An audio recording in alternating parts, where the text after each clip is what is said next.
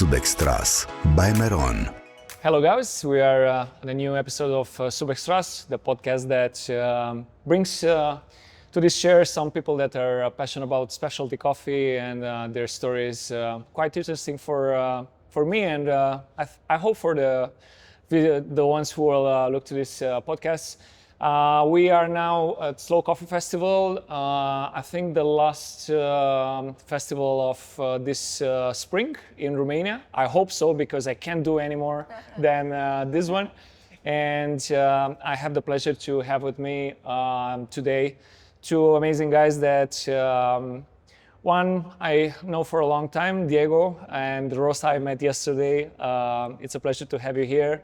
I was gonna say that both of them are from Forest, but Rosa has a long history in coffee, so now she's working with Forest, but also she's a barista champion in United Kingdom this year. And of course for Diego, it's easy to introduce him because his life is dedicated right now to coffee trading coffee. Thank you very much guys for being here. How is Romania? How is Slow Coffee Festival? How is the Bucharest? It's amazing. It's my first time in Bucharest, and it's a city that I've been told a lot about because there is actually quite few Romanian people in the London coffee scene. But for me, like now, we've been here for how long? Like 5 days? 5 days already. Yeah, it's amazing. Like people are amazing, the city is amazing, food is amazing. So it's all... Definitely. I agree, and thanks for that, Bogdan. Thanks for inviting us, of course, to this great podcast. You know, like even the first time that we met, and I've seen like the evolution of the market here in Romania, and I definitely agree with what Rosa is saying, that all the environment in Romania invites you to have quality things, and not only about coffee, you know. It's about hospitality, it's about restaurants, good people, good food. So it invites you to have the best. So I'm so happy, so grateful to be here and to be part of this, because I'm part now on the coffee industry, but I also know the hospitality sector. So, and I've been seeing that evolution that keep Romania ahead on coffee. So we are more than grateful to be part of this and be part of Meron, definitely. Talking about food, last night we had a pleasure to have dinner at Noah, a place that I recommend totally to those who are looking to this podcast. Bucharest food scene is quite nice. You definitely can find some good restaurants around, but also good roasteries, good coffee shops. Probably you already had a lot of coffees. Your business is trading coffee. How did you found your passion for coffee? How did you found I don't know, that moment when you felt that, okay, this is how I'm gonna do for the next few years of my life, or maybe for the next decades? When was the moment for you, Rosa? For me, it was I studied in university and I was working as a barista to pay the bills. For me, I think that the pivoting moment was when I was working in London in a cafe that was attached into a roastery, and actually realized that, hey, hold on a moment, like there is this whole other world behind the coffee that I'm brewing, which was the roastery world. And I also I was doing some cuppings, and I've noticed that I've really loved the product, but also the people and everything that went into it. So yeah, I think that was the time when I was like, okay, I really want to see if coffee can be my career. And now, almost a decade later, I'm here in Slow Coffee Festival, talking to coffee people and working in the coffee industry. So yeah. Can you say that you're living your dream? Yeah. Almost there? I'm almost there. Yes, it's part of my dream. I only just started in the beginning of the year to work with green coffee. Previously, I've been working in roasteries as head roaster, buyer, head of production, so on and so forth. But for me, working in green has always been like my sort of not so secret sort of goal, but I always thought that like one day I would like to work in green, and then the opportunity came to join Forest as the European sales director, and yeah, now I'm here working in that role. So yeah, it's, you could say that I'm working, I'm living my dream. That's nice. Yes. Yeah. Diego, for you? Now, for me, definitely, Bogdan, it has been like since I was a little child, I've been attached to agriculture. So, as you know, my family is agriculture producers in Colombia, mainly of potatoes. So it's a region that is near Bogota region, that is Boyacá, that provides a lot for the big city. So I've seen my family, let's say, struggle to be, let's say, peasants and agricultures. So that been like a little bit like in my childhood. Then of course I was in the big city and I developed there in terms academic because it's really good education that we have in Bogota. From there, I begin connecting with coffee because definitely in Colombia, what you can find locally, it's the typical dark coffee that you can find, let's say, in every place, like with the regular commodity coffee. That's what you find normally in Colombia. That's what you find in the offices in Colombia. And it's weird because maybe sometimes some people don't know that we have one of the best coffees always, of the best coffees that we can produce, but locally we don't. So what I was like tasting all the time was this dark coffee. So in the offices, everywhere.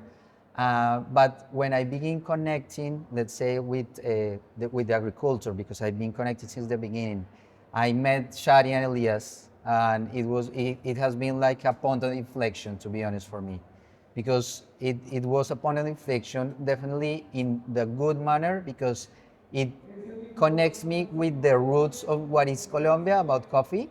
So definitely, when I try the best coffees that they have, like the geishas and all these exotic varieties, I picture myself that, wow, this is amazing to get into this market, you know? It's amazing what we are doing here in Colombia. It's amazing what we have in the farm. And it's also amazing how you connect with the peasant and with the agriculture there. We're doing something that values, you know, that not only values the agriculture, but also values the whole chain. So when I connect with this, like almost 3 years ago, that was the first time, I said to myself, I don't want to be outside for this anytime soon. I want to be part of this because I'm also proud Colombian. As you know, I'm a really proud Colombian, but also it's make a difference and help the agriculture sector there, you know, because that's the future of the market. If we don't have coffee producers, what would happen in the future, you know? So if every day I wake up, when I wake up, I picture myself and I say, I'm doing something that matters, that has value, because I'm helping the agriculture there and I'm helping the industry to keep growing, you know, but also for them. That's also the specialty. The specialty is do traceability, get to the people that really knows. So that gives me a lot of purpose every day. So definitely, I definitely don't want to leave this. It's something that I'm really, really proud, and I picture myself keep helping this, and because of this kind of, because you know, I live this struggle in the agriculture sector in Colombia, and we still does. You when you were there, you also picture that. So yeah, that's definitely a little bit of the story of how I came here and how does it mean like the develop that we have been dealing there. So We'll talk a little bit development of Colombian market. Rosa, I'm very happy that you're here because I think your life career is quite inspirational. It's inspiring for some baristas because all these years when you've been moving from being a junior barista or senior and then moving to green coffee competitions, I think it's inspiring for a beginner right now who is thinking maybe that, I don't know, barista is the only thing I can do. I have no opportunities in this market. Yeah. But actually, I think this market is growing every year and offers a lot of opportunities to grow as a person, as a human being. And did you imagine at the time when you started that you will end up, I don't know, doing green or doing competitions or life surprised you during this year? You were surprised by the road you have taken? Yes and no. I would say that for me, I'm very goal-oriented personality anyways. So when when I sort of found out about roasting and all of that, and like that there is this whole another dimension in the coffee industry, I then also, like, in my head, I was just like, it was all men, but I was like, I'm gonna be you one day. And I there and then decided that this has to be my future. So for me, it was the sort of decision that I made. And then I sort of, when I was doing, like deciding where to be and so on, like I seeked towards those sort of roles and opportunities that will lead me somewhere. So like, for example, for me, like I was like, I need to learn how to roast coffee. So I need to learn, like I need to work in a roastery. And I worked as a packer and like a roastery assistant for almost a year before like I was even allowed to touch the machine.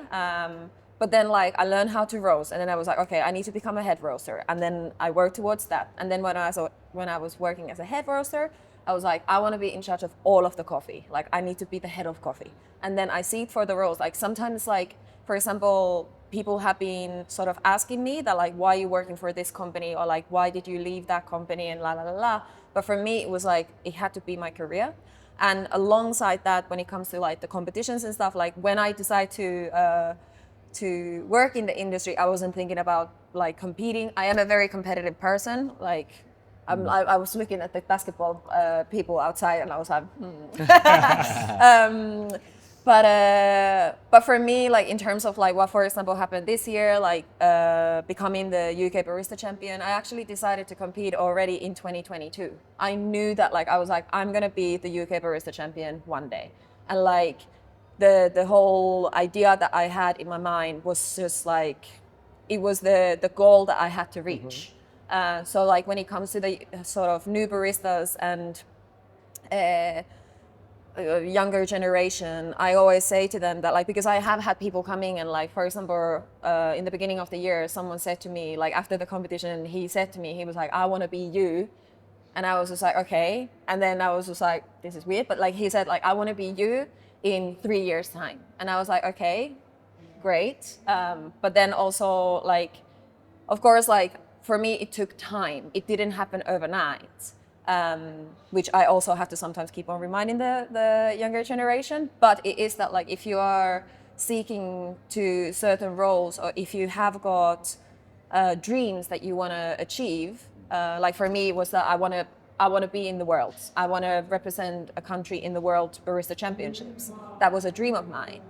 So then you just have to, you know, Trust the process. Yeah, and also like you have to, like I always say that like when it comes to competitions and also to your career, you need to, if there is something that you want to do, then go for it. Like and a lot of people were saying, like for example, for this year for the competition, like I was like, nothing is gonna stop me. Like I am gonna win this competition, and I like it was in my head like I need to do this. And then it helps also, obviously competitions like we don't know what happens in them, but like when it comes to career, it's much easier to do that, because you can be like, I want to work in green coffee. So then you seek for the roles to work in green coffee, and whatever career progression you wanna have. So I would say that for me, it's been just that, like the decision making has been like really sort of, you know, first goal, next goal, and so on and so on and so forth. And now my future goal is to have my own business, and I know I will have my own business one day. So it's all about planning. Yes. And Yes. And being systematic. Like sometimes, like, you know, we might have something that And specifically when you think about it, like for me, like I wanted to be a roaster, but it wasn't enough. I wanted to be the head roaster, wasn't enough. So like for me, it's also to then not settle for something that like, well, you know, I probably never will be. And also for me, like there was a glass ceiling to break. For example, when it comes to like the barista championships in the UK, because I coached Claire Wallis who won in 2022. And prior to that, there was no female champion for almost 20 years. So for us, like I would like, and that was also like I was kicking Claire's bum to be the champion. And like, you know, it hasn't been easy. Like nothing has been like given to me on a plate. Like I had to work towards it. But because in my head I had decided that this is what I'm gonna do and this is what I will go for, then it helps with the process. It might take time, it might take years, but you will get there in the end. Like you just have to trust the process. Oh, I think it's a small difference between women and men. Women are more pragmatic, they are planning more than men. Sometimes men are, look, there's an opportunity to roast. Maybe I could feed that one. Yeah, And I agree. men sometimes are more like, let's say, unpredictable, and they just took the opportunity that it's near them. But sometimes women are more pragmatic. They are planning much more than men because I think women need a safety that they they know what they are doing. They know where they are going. Yeah. And yeah, it's nice. Yes. I agree. And then you met both of you, these wonderful gentlemen from El Vergel or Forest, Shadi and Elias. Yes. Two amazing human beings. One is an amazing salesman, and the other is great get the shit done job job. Elias is in charge with I don't know, fermentations, all the processes, and probably without him, Shadi wouldn't be what is it today. They need each other. They're like this. Exactly, they are some sort of yin and a yang. Yes, 100%. Yeah. Totally.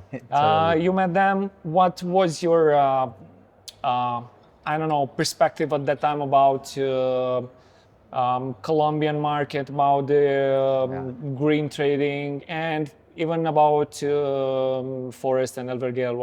What was your how did you met them, and what was your opinion about them? Actually, the first time that I met him, and Forest wasn't specifically Shadi, was the first time that I saw Shadi was like in 2015, something around that. And I saw him on sales, doing the first sales of grounded coffee in Colombia, you know, with his own brand in Colombia. So when I saw him and I saw this salesperson, Shadi has it really clear to as a salesperson, you know. So that was like my first thought, like they are incredible person. I know that they have a really clear path of what they're doing. And after that, because of different things in life, we get together also with Elias, and I knew that this company definitely is doing some things different. You know, they are doing things different. They are doing one step ahead. So they want to be different. You know, they want to be disruptive. So definitely, I saw this, and I want to be part of this. I want to help them to acquire what they're looking for, and like I've been told, also to make that added value and give that added value that also need the industry. So from the beginning, from the roots of the industry, so definitely that was like my first thought, and you know, we'd continue with helping with them. That's definitely the idea. For me, when I met Elias and Shadi for the first time, so I used to be a buyer for a coffee roastery in London, and I was in World of Coffee in Milan in 2021, I think. Yes, Sure. 2020. Yes, 2021. 21. Or 2022. Before that. I can't remember. All right. One of those years. And I was talking with a friend of mine, and then there was there was these two guys, and then like Shadi came and like was also talking to my friend, and then Elias was there standing, and then I think that it was the sort of like where I was just like, wow, these guys are great. Was like Shadi was like, oh, you know, like we're talking, introduction, talks a lot. yes. But the talks first a thing lot. that he was just like, guess how old he is, and like was pointing at Elias, and I was just like, I would say 15. And then they were like, oh, Rosa, and straight away we sort of clicked and bonded. I also met Marta at that time, and for me, at that time I wasn't able to buy any of their coffees. Like we didn't have any space in the menu. And then, but we sort of kept the conversation going, and I always said to them that like I would love to, you know, come and visit you, and I was buying Colombian coffee. So I then went to Colombia in 2022 or 2021, and I also managed to go and visit El Vergel. Again, like at this time I wasn't still buying anything, but I ended up buying some coffee and making some futures with them, which was great. I noticed that the quality was fantastic, but for me, like the need that Forest was able to offer for me, for my needs, was like from the sort of 85 scoring coffees. And then last year, like how it's just funny how, you know, I felt that like my career was sort of plateauing, and I knew that Elias and Shadi and Forrest was looking for someone to take the UK market. And then we are very good close friends with Elias and Shadi, and you know, we hang out and we become friends. But I messaged them and I was just like, hey, are you still looking for someone in the UK? Like, are you know? And then it was like, I'm like, Rosa, and then yeah, now I'm here. So it all worked out well. But I became from being a buyer to then leading the whole European sales. So yeah. Well, Shad is one of those guys when you say to him, I think I'm going to Colombia, and he says, let's do it. Literally. I will go to Everything Cartagena, I will will go to... Yeah. And he always planning everything, and Yeah. he always does all the things on the last minute. Yes. Whenever Yes. you need him to be in, I don't know, some festival, he will buy the ticket on the last Last day day. possible. Oh, yeah. That's Shadi. That's Yes. Shadi, definitely. But they are doing a great job with Forrest and Abigail, and Yes. I think it's one of the fastest growing traders in Europe and in the world. Because I've seen them a few years ago when they were a small company, Yes. but right now they are growing, and Australia is next on their plan, and Europe is already quite familiar with Yes. this project. Asia, like trying to get there. Asia, Yeah. a Yeah. little bit. So the business is growing, and one thing I love about this company is that most of the people are recruited by their kindness and their soul and their way of being. It's not a matter of CV or experience or something. No. Most of the time when I hear Shadi, I said, I took this gentleman because I love him as a human being. So Yes. that's a nice way of approaching this kind of things. Yes. Yeah. That makes a great team, I Yes. guess. Yeah, Oh, definitely, I agree. We had a team trip in January, In January. where all of the people from Europe, USA, everyone was there together at El Vergel. Oof. Yeah. We all get along so well. We are a relatively small team still. Yeah. The office vibe is very much startup vibe still. Yeah, it's the like- startup vibe. Yeah. It's like everybody's chill, but so concentrate, also working. But yeah, I agree 100%. Bogdan, what you're saying is like, is it like they treat us like family, like part of something really big. So yeah, this is definitely like that. You like know, that. have Samuel in your team. Yes. Yeah. He's Good. another great Sam, guy. Good He's friend a of mine. great, Yes. great guy. Say hello to him, and I think Australia will be a good match for him because him and Tatiana are quite at the start of their family, I guess. You know, almost married. Yeah. Yeah. And I think Australia will be a good market for First. Now let's talk a little bit about sourcing and about the green beans.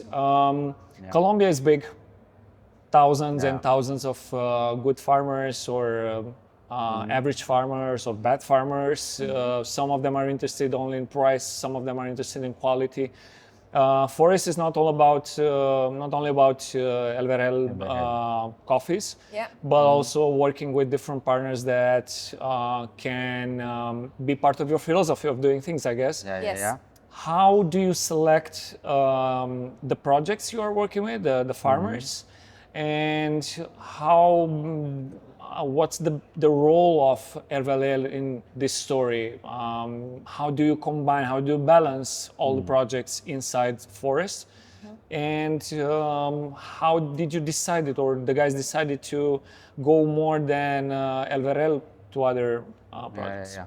Definitely at the beginning, Bogdan was like, we are aiming to develop El Vergel and to have the best coffee that we can have from El Vergel. And after that, we realized that we need to have partners, in the region, in Colombia.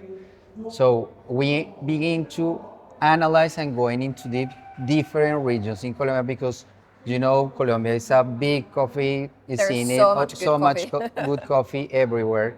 So of course we begin with our region neighbors like Huila, for example. So Vergel is in Tolima, near Fresno, and Huila is a region that is nearby from Tolima. So definitely that was also a key factor to begin analyzing, but also what we are doing, and we were doing that the first time, was analyzing how good the coffee that they can provide us, and what impact are we giving to the community. So that's really like the key pillars to define what are our partners. Are we doing an impact in the community? Are we going to definitely have the best quality coffee that we can? And are they matching to our values as a company? I have to ask you something about this. Do you think for the roasters or the ones who are buying the green coffee in Europe or wherever they are buying the coffee, do you think the first thing it's important? I mean, the impact of the new project in your list, the impact on the community, or the roaster are looking only to the quality of the beans or the price or whatever? I think that it depends. There is lots of different type of buyers. Obviously for us, because we have the community projects, we try to, if there is someone who's copying, for example, our Huila project, Huila Condor, or like, for example, our Black Condor project, these are like, we feel very strongly and passionately about these projects. And for us, they are really important. And like, those are the type of projects that makes us think that coffee is not just coffee. It's like, it goes way and beyond that. So like, sometimes like some buyers are very interested to hear that, or like sometimes when they're kind of like copying, and then when you start telling them, then they are like, oh wow, like that's an amazing thing that you are doing. Did you notice something specific why these roasters are buying the coffee because of this community projects or the community involvement? Yeah, for many of them, like for example, this year we are organizing auctions for both of these communities. So that, like for example, for the Huila, we are doing an Huila auction in the end of July, which allows, for example, the buyers to first of all meet a lot of the farmers who are part of the project, but then also seeing sort of they get first dips on the auction lots, but then also just like that we try to connect the buyer with the people where the coffee is coming from, because in the end of the day, it's their livelihood too, like what's going through the roaster. So, but I think that then there is like, we have a selection of coffee starting from 84.5 to all the way up to 90 plus. So then there are also some clients who are only focused and only caring about what's the quality of the coffee. And that's totally fine, because obviously you are retailing your buying decisions and purchases to your clients. So for us, like, we try to cater for all of that. I think in the market there are maybe three big categories of buyers. One of them are more emotional. Yes. And they buy emotional. Exactly. They buy in terms of, I don't know, CSR projects or whatever. Some of them are more pragmatic and only about numbers. Yes. Price is the most important thing. Yeah, Yes. yeah. And there are product-oriented buyers like some geeks that are Yeah. focused only on quality of the beans and Yeah. nothing else matters. Yeah. If the quality of the beans is amazing, they will spend even 200 euro for a Yes. kilo. Yeah. Yeah. So there are many kind of buyers. You just have to figure out your own philosophy as a roaster. Yes. Which kind of person are you Yeah. and your brand? Yeah. Yeah, I agree. And now, how many partners does Forest has except Elverel? If we are talking about the number of farms, because each project has a lot of partners. For example, with the Willa project, we have at least 100 farmers that are in alliance with the Willa project. For example, the Black Condor project has between 100 and 300 around that. So, and I'm telling the partners is even if they have 1 hectare, he's our partner, even lower.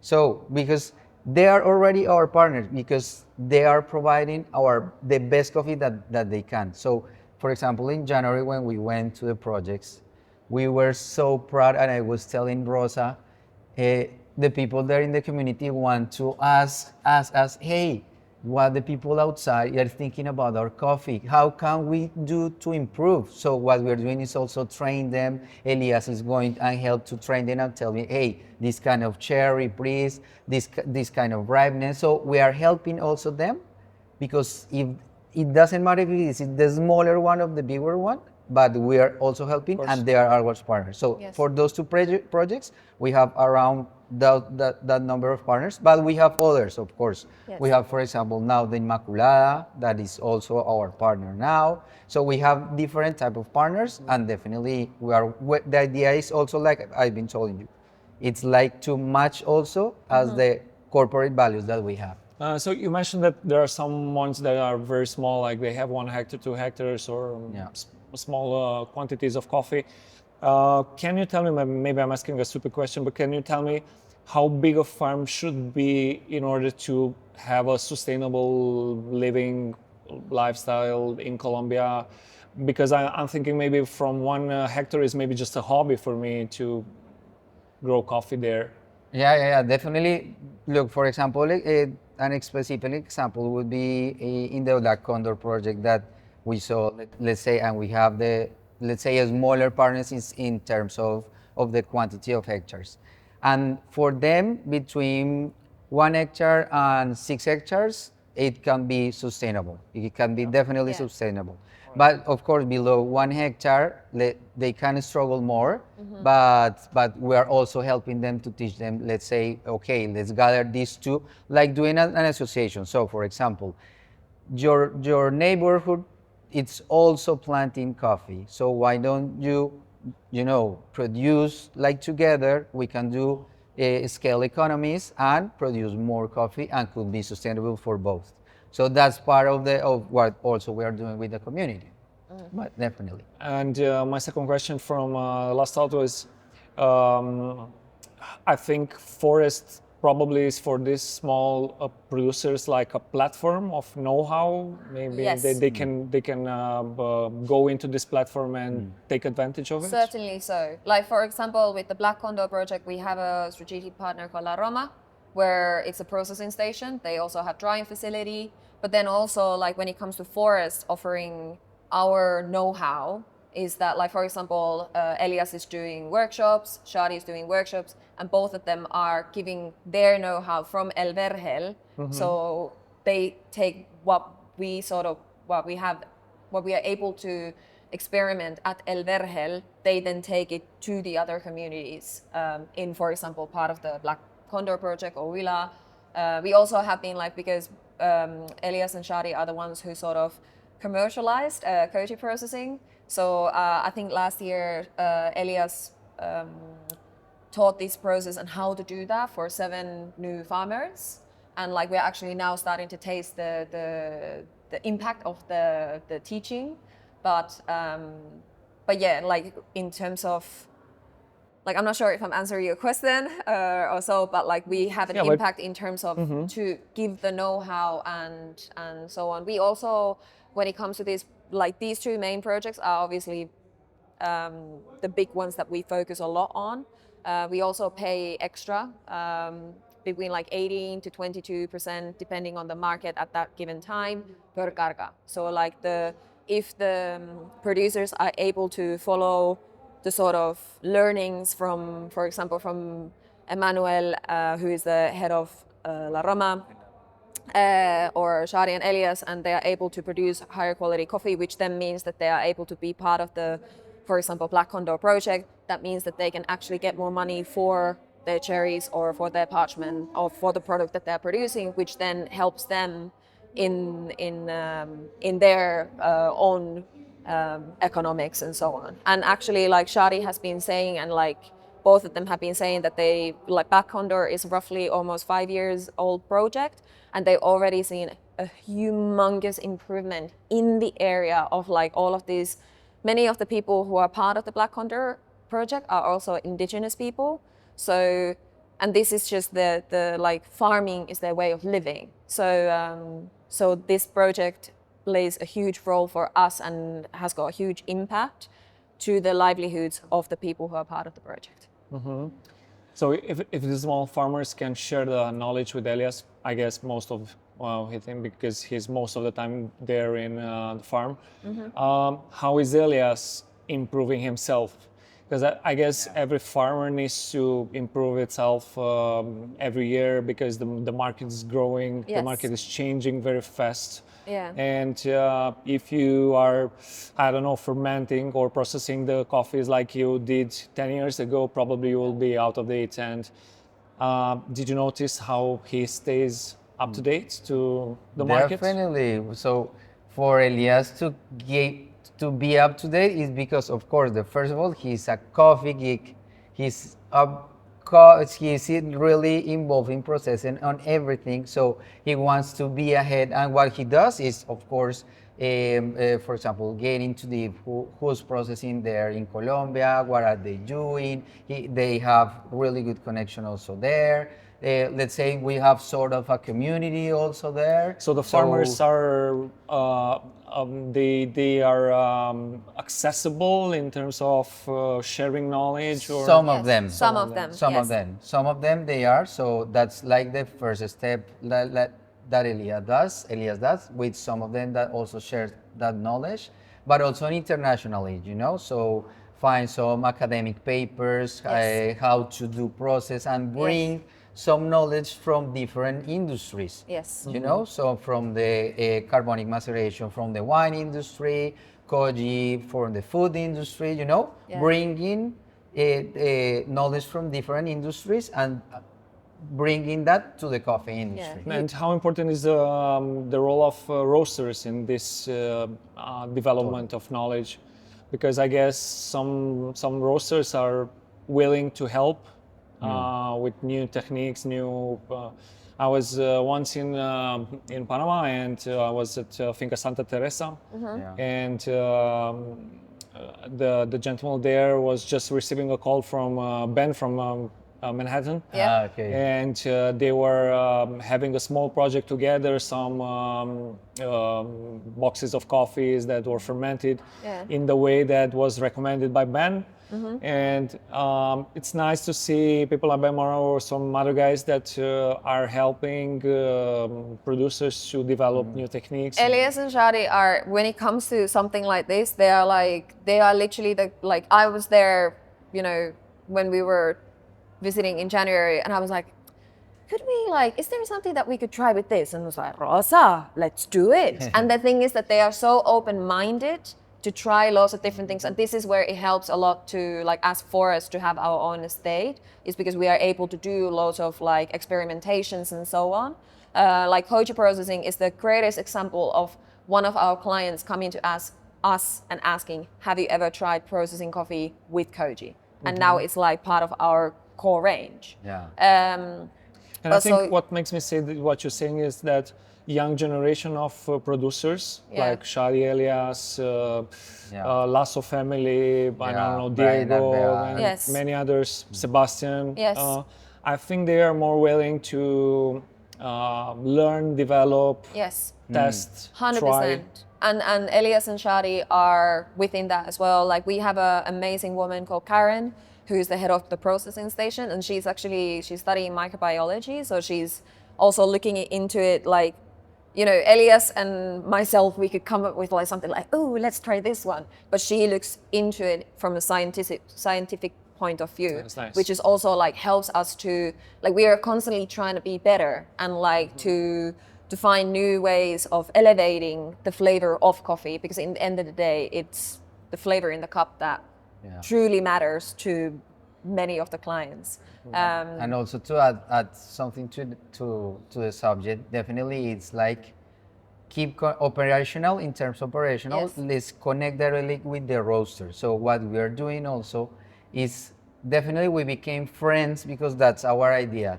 If we want to keep these relations for long-term relation, is definitely what we are aiming. It's also becoming friends. But what is for that? To also give the insight, the roaster give us the insights of what is happening in the market, because Yes. we are not in the market all the time. You are the guys that attend the people every day. You are the guys that, oh, this wants this type of coffee, maybe they want this co-fermentation. Hey, why don't you we can use, or we can try this type of profiles coffee, and that insights comes from the market. And how are we doing? Connecting directly with you, with the roasters. Yes. So that's the idea. You were telling me that I don't know if I'm allowed to say this information, but you're planning a new line of coffees, and Shadi and Elias were very open to do those, let's say, coffees that are not quite affordable. Competition lots are always quite expensive, and sometimes the yield is smaller than Yes. Yeah, the yeah, others. And for them, is this a next step in developing the farm? Definitely, competition coffees are like it's a project that obviously will take a long time because of the fact that often when it comes to you need to test it with like different coffees till we actually then try it with geishas and other fancy stuff. So it's a long-term project. But I do think that like also with Karen, like when you go to El Vergel and to the drying room, you can see like the Marquesina is just like full of like lines of like all different looking like cherries or parchment or something. Like we are constantly trying to like look into innovations and I think that like one of our ranges, because we have the 5 core ranges, I feel that the innovation range is the one that is potentially going to grow more or like where we might be adding into that range in the near future. But yeah, I think that for us is like the beauty of Elias and Shadi and like Forest is that like we like to, you know, we can try loads of different things and you know, who knows that like what ranges we might have in 5 years time. yeah. You know? I think Colombia was facing a revival of coffee culture in the last years because before pandemic, I don't know, Panama was one of the destinations where we were going for a competition coffee. The highest quality was there. We knew a lot of good farms, 90 plus, Deborah, Yes. whatever, Finca Harman. But then, little by little, because of this innovation these processes, these innovations that were brought into the industry, a lot of chemists and scientists Yes, that help scientists. small farmers to produce high quality coffee managed to help Colombians to cover that gap between Colombia and Panama. And now a lot of Colombians they are having coffees in barista finals, Yes. in Brewers Cup finals. Yes. Yeah. Whenever you're going to a coffee shop, you see a selection of competition lots. There's always a Colombian coffee there. Yes. From, I don't know, from Mikawa to Palma El Tucan a few years ago Yeah. to La Negrita or whatever. There is a rise of quality of coffee. Yes, definitely. Do you think there is still way to go and there is a room for improvement, or this is the best time of Colombia? And No. I think that it's still going. It's still going up. Definitely still going up. But because, there in Colombia also like there's a lot of good farmers that also are thinking on implementing new things. And like you just told, like you just tell us, and I agree on that. There are also younger generations that want to implement new things, and definitely the idea is that definitely it could be continue growing definitely. Good Definitely. quality Good seeds and quality. cherry as well. Yeah. Like we are constantly planting new cultivars to at El Vergel, for example, and like, but obviously we all know it takes time. Like all of that is like, the Lorena trees that we planted in the end of last year or so, like they won't give us first harvest till in 3 years time or something. So but I think that there's definitely still room for improvement. And also not even only the competition in Colombia, Yeah. also other origins, Yeah. So there are other origins that now are doing a little bit like the same like Colombia is doing, so that keep improving on the Yeah. market. Definitely. That like all that together means that like we need to also keep on improving. Yeah. I think as a green buyer, we have to look to Colombia from 4-5 major perspectives.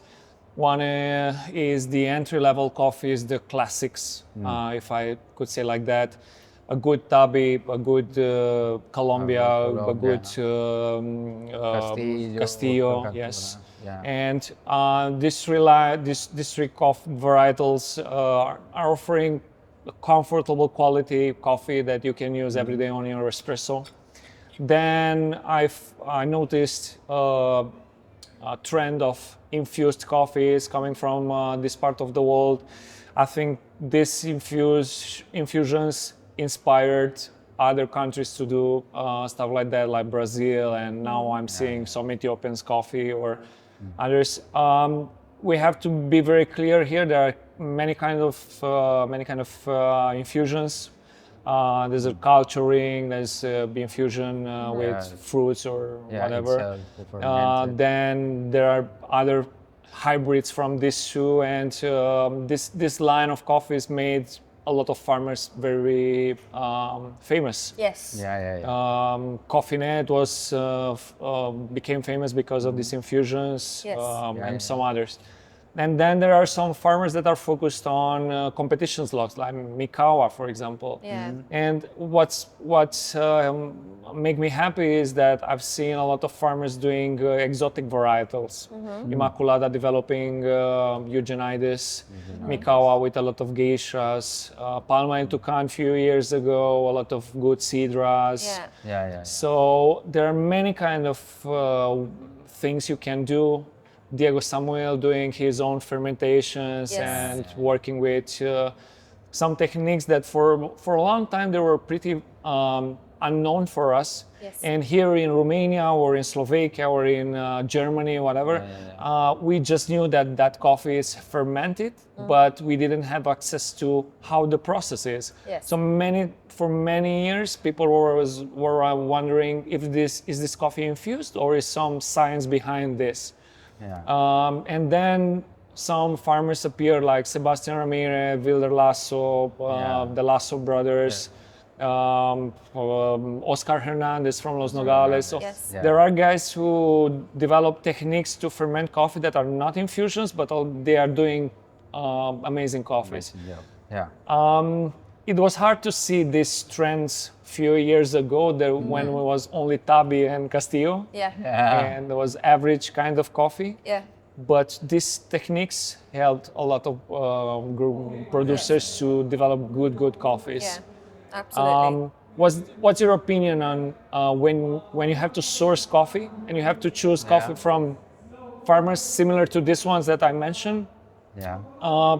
You choose specific varietals, how is the puzzle of filling the pieces with, maybe you need a washed coffee, maybe you need in your list a natural, but also maybe you need something infused or something fermented.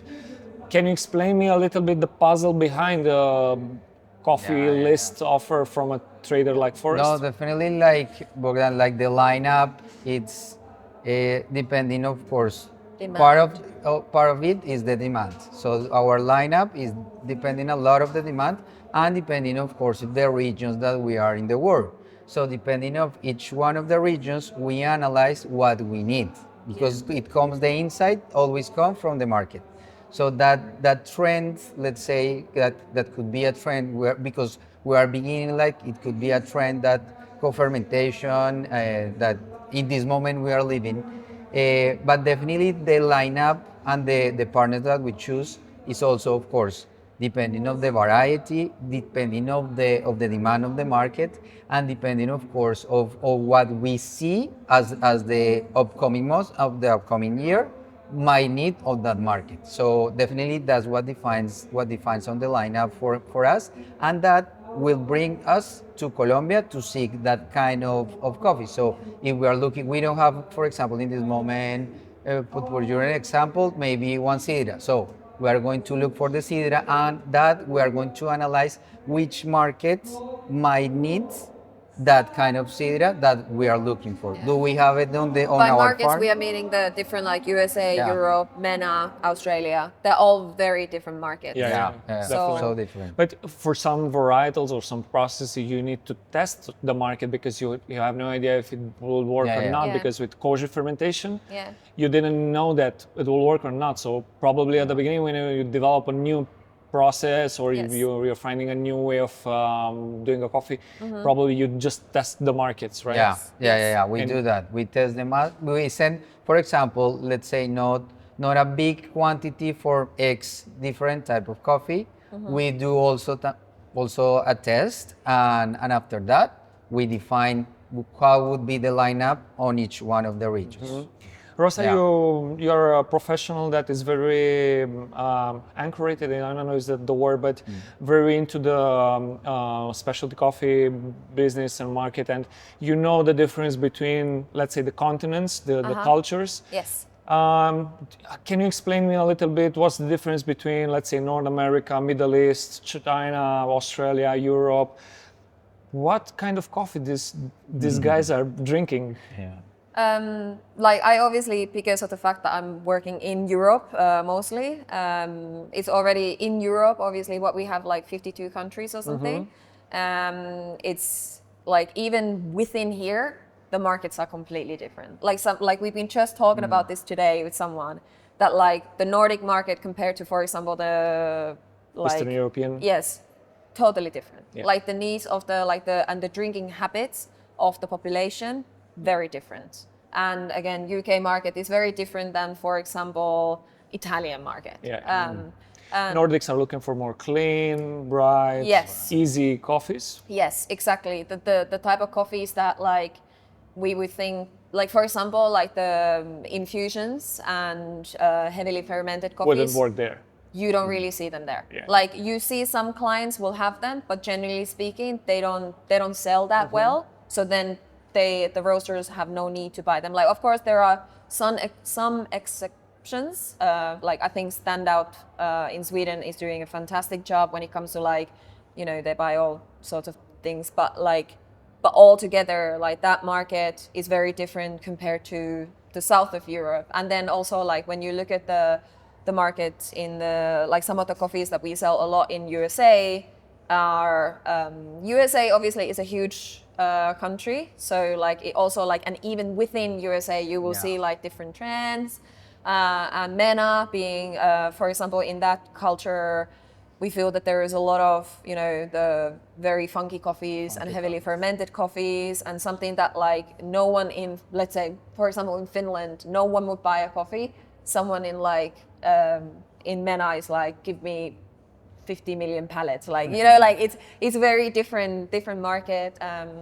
Australia is obviously, it's a very new one for us, but Samuel have got a lot of knowledge about it, and like myself, like I have a lot of Australian friends, so knowing that market to a certain point, like I think that I feel the Australian market, UK market, USA market have like some similarities. Maybe it's, I don't know if it's like the fact that we have a similar type of diet or something. And now obviously like in South Korea, we saw that like a lot of very different type of like to find a single origin coffee, for example, is like where are all the single origin coffees?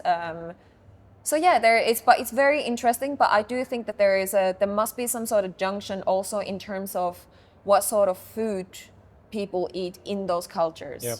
Like the Nordic food is quite like pure, and we don't eat a lot of spice Yep. and so on. So I think that also the palate of people would be very different compared to somewhere like, you know, for example, in MENA, where there is a lot of like spiced food and, you know, so on. So yeah.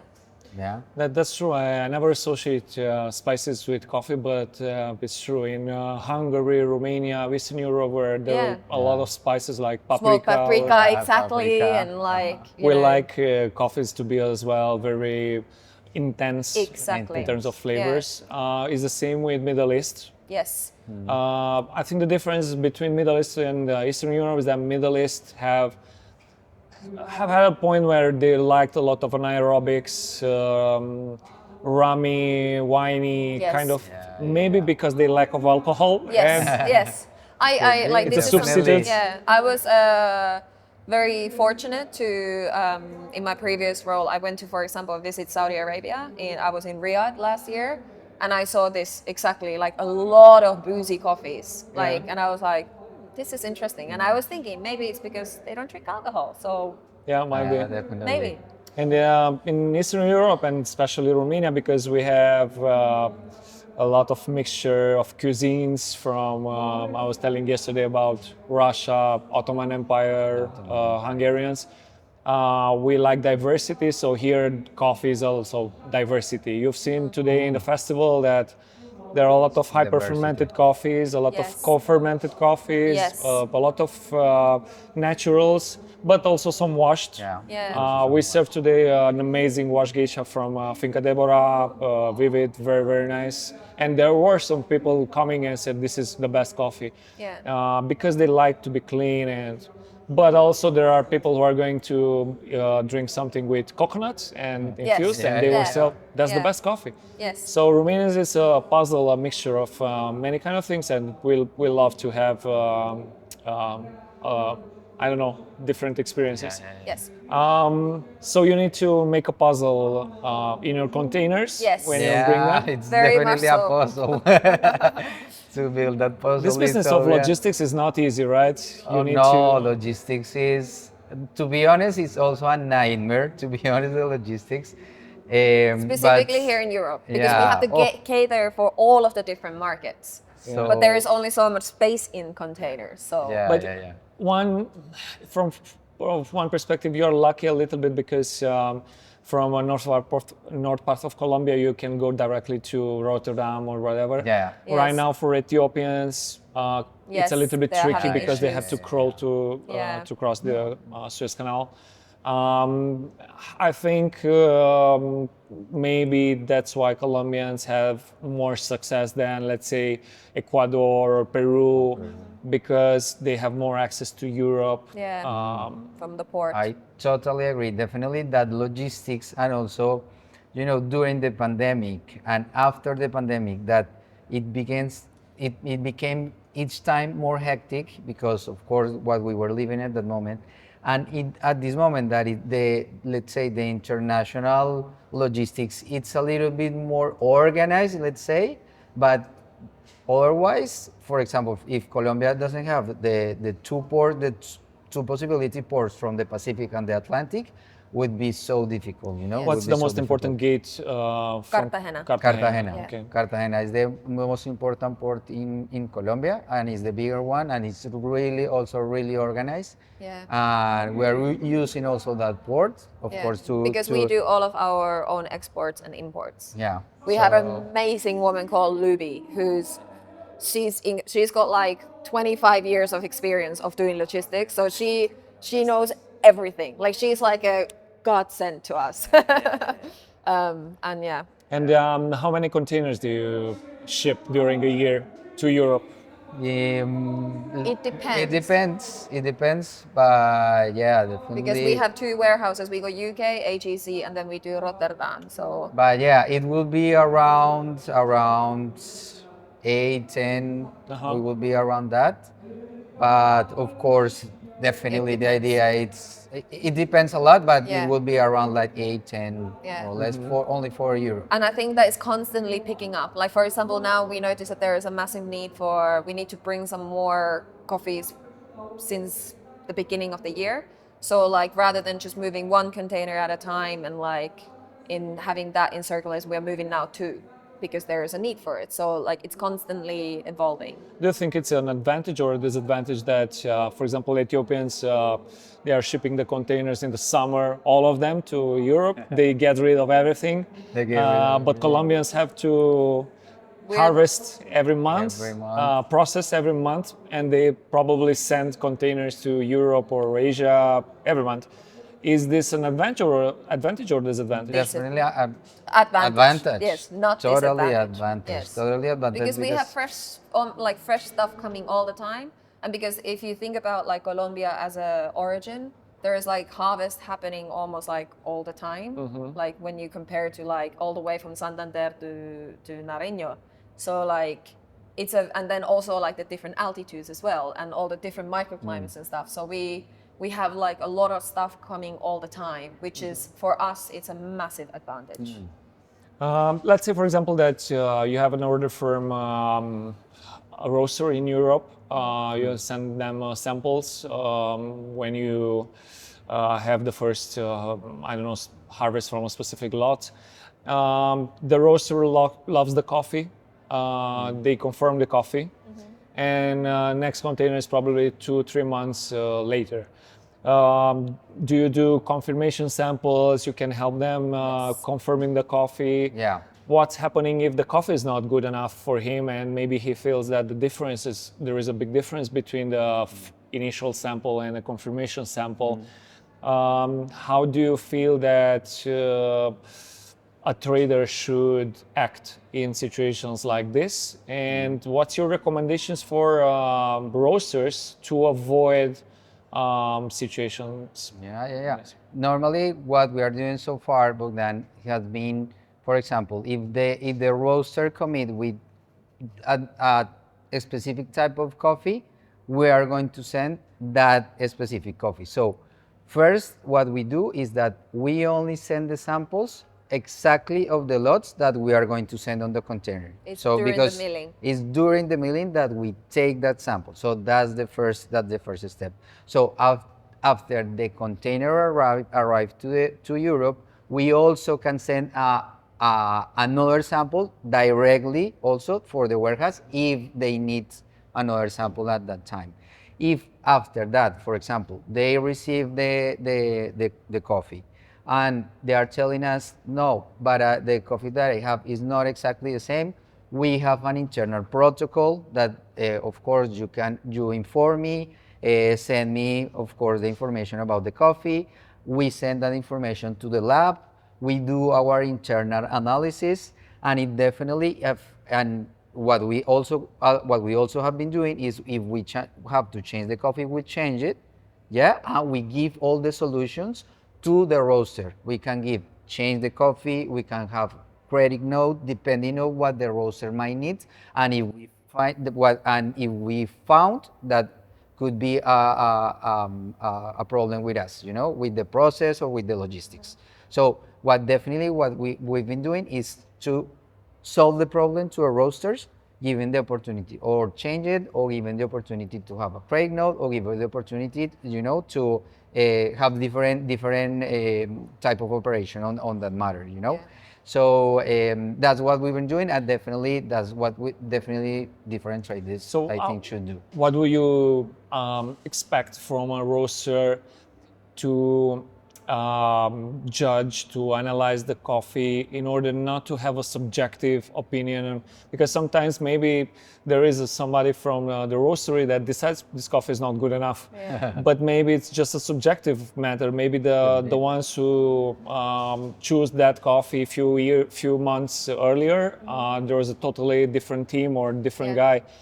Did you encounter these situations? How do you, do you make sure that the opinion of the roaster is an objective one. Do you request samples from their Yeah. roast? Yes, we Right. would. Yeah, like yeah. we would It's- ask like the client to send, for example, green sample that has to come to like, for example, for myself, like I'm a Okay. certified Q grader, so like, and obviously like I have also the pre-shipment samples too, so I can cross check over here, but then we would also send it to the lab to be tested as well. And then like these are really tricky situations, and they're always like who is where and so on. And obviously for us, we try to find a solution for it, because you need coffee, and we also want you to have the coffee. So but they are very really, I think that there is like case by case type of situations where we like see what we can do and so on. And like as a buyer, like my previous experience, for example, when I had a lot that wasn't quite within the Standards. standard, and I actually scored it like 2 points lower, then like for me it was, I worked with like partners that was like they were like, okay, let's see what the market price for that level coffee is at the moment. So like I also knew that like I don't have to, like I found a way for it, because like for me ultimately, like this was a Ethiopian coffee for myself, was that it's someone else's livelihood. So like for me to completely reject something, of course like rejects happen, and we are working with a natural product, so we also have to remember that. But like for us they are very rare. Like it's they rarely happen, because of the fact Rarely that happen.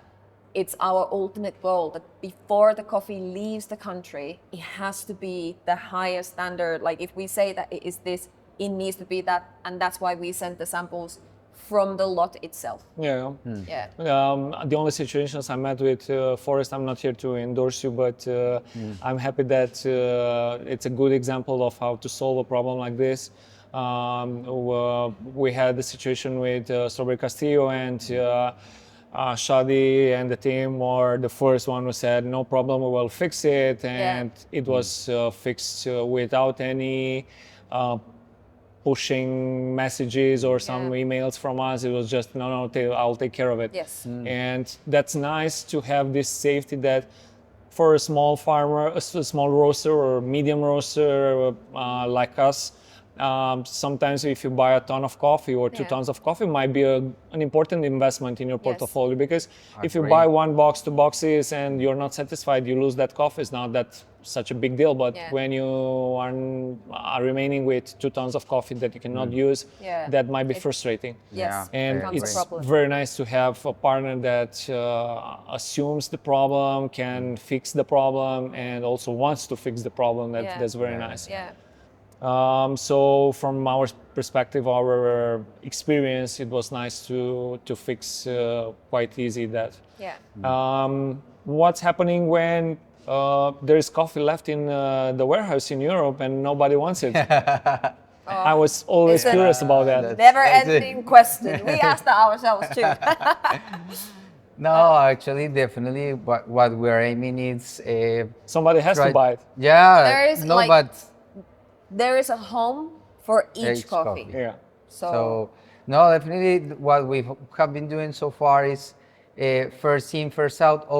It's like any type of industry, you know. Yeah. So if this coffee just arrived, of course we have the other coffee, and we always tell the truth about which coffee arrives, which coffee just arrived. And of course, if we have to do, normally what we do is, for example, marketing strategy. You know, so we need to push these coffees. We need to showcase what they really, these coffees can bring, because maybe sometimes it's because of us as sales representatives or for different situations. But that's what we do. So we try to do a marketing campaign or develop some different strategies to move that coffee, and definitely that will be the case. First in, first out. That's any other type of warehouse. But generally speaking, there is a home for each coffee. Yeah, for sure. Yeah. What's the weirdest request you had in your experience as a trader with some roasters? Did you encounter some? Weirdest experience, I guess so far it would be Because people are asking yeah, sometimes. yeah. If you don't Sometimes, ask, you don't get. I'm giving my secret away. yeah, but so far I haven't found like any like a Strange. No, specific strange one. strange case. Yeah. You know, But- but Did you developed a line of coffees, or did you brought some coffees after somebody requests specific things? Sometimes. yeah. Yeah. Like we would be able to test something if someone is like, let's say for example we've been talking about infusions. If someone would be like, hey, would you be able to infuse a coffee with something? We can then take it to the farm and then see if it works. Yeah. But I don't think we have any No, weird. so far no. Some strange like requests. No, so far. No. Us as a roasters, we have when somebody wants roasted coffee, Yeah. we have a lot of interesting requests. There was one coffee shop asking for coffee roasted yesterday because he wanted to put it immediately on the grinders. I said, why would you do that? These are usual stuff. Yeah. Very Yeah. common. Yeah, But I yeah, think that like the thing is we are like from the green side compared to selling roasted coffee. I see the difference of that. We often like green buyers are already educated people. Yeah. Like of course like there's different levels of green buyers. Like some are like they got 15 years of experience, and then some that like are only just starting their roasting journey. But so we don't really get these weird requests really from the roasting side. Bless you guys. A lot of stuff that you're just like, oh well, let's see. Is hard to deal with roasters in terms of pricing. Do they negotiate a lot, or Yes. Always. Yeah. Always. Yes. But then for us, like, it is also that, you know, we also understand, and like myself even more so because I've been a buyer. So I know, like, I'm like, I know what you're talking.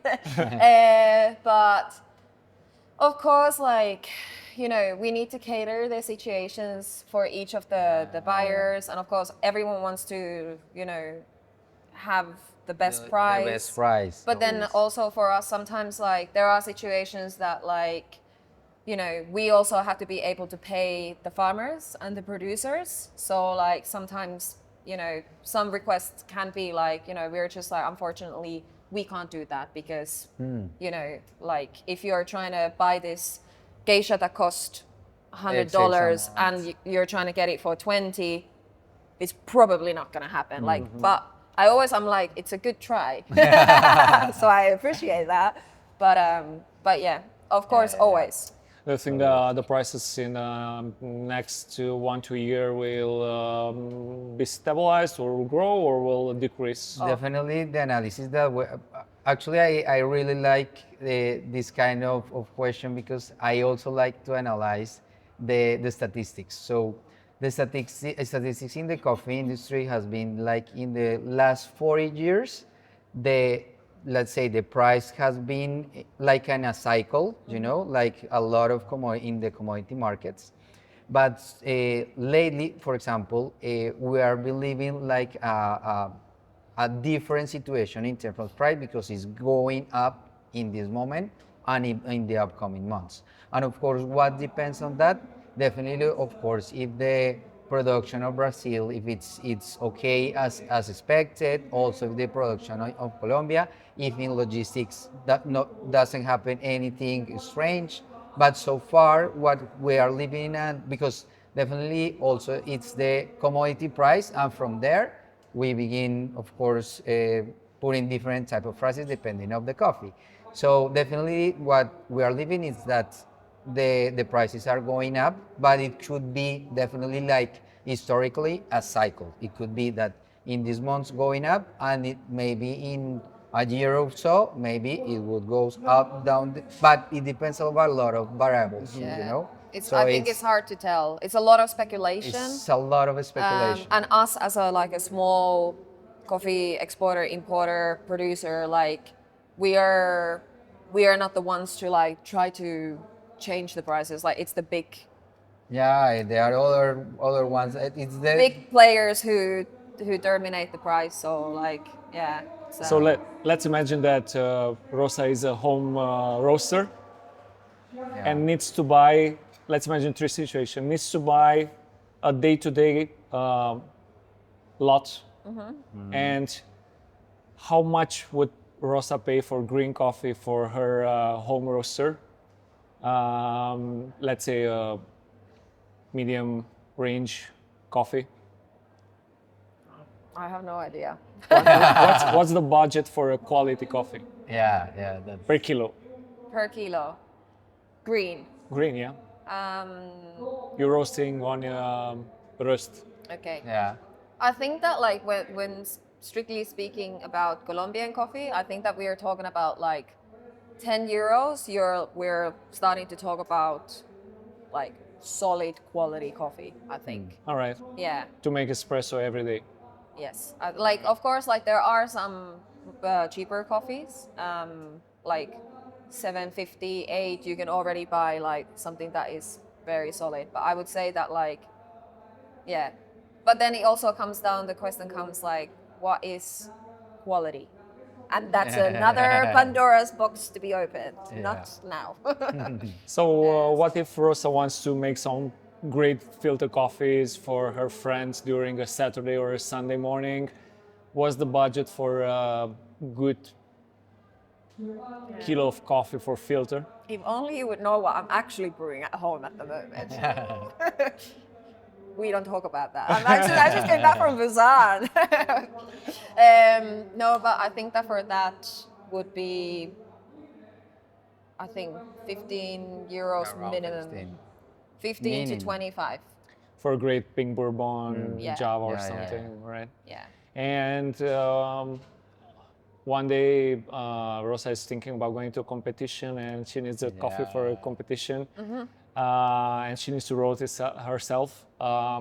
What's the budget for a competition coffee in Colombia, and what varietal she would look to? Choose. Generally speaking, I think a lot of the competition coffees cost above $60 per kilo. Like the majority of them, like through the years that I've been interested into coffee competitions, that's like, I feel that that's an ongoing trend. Obviously, like Obligon is much cheaper than that, which is very interesting. But generally speaking, I think that like we're like $60 per kilo is to sort of start with. But then of course they go all the way to very high. But I think that like we're talking about coffees that are over $100 per kilo most of the time. Yeah. Yeah.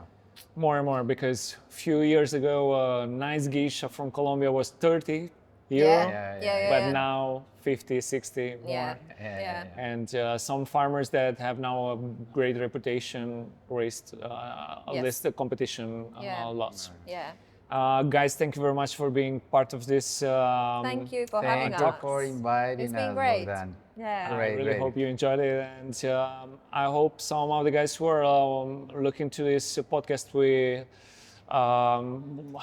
they figure out a little bit about the Colombian market, about the business of trading, how it works, and some insights from somebody that's doing it for a long time. I wish you all the best with trading a lot of containers from Colombia, because Colombia has great coffees. Yeah, we need to double that. I know. And say hello to the guys back there in Colombia. Colombia. boys, we Great. Till next time, write us on comments if you want to see some other traders, some other producers on these shares, and listen to their stories and their approach on how to produce coffee, how to process coffees, because now process is a very, very important part of this business. And till next time, keep in touch and have a great day. Thank you. SUBEXTRAS by Meron.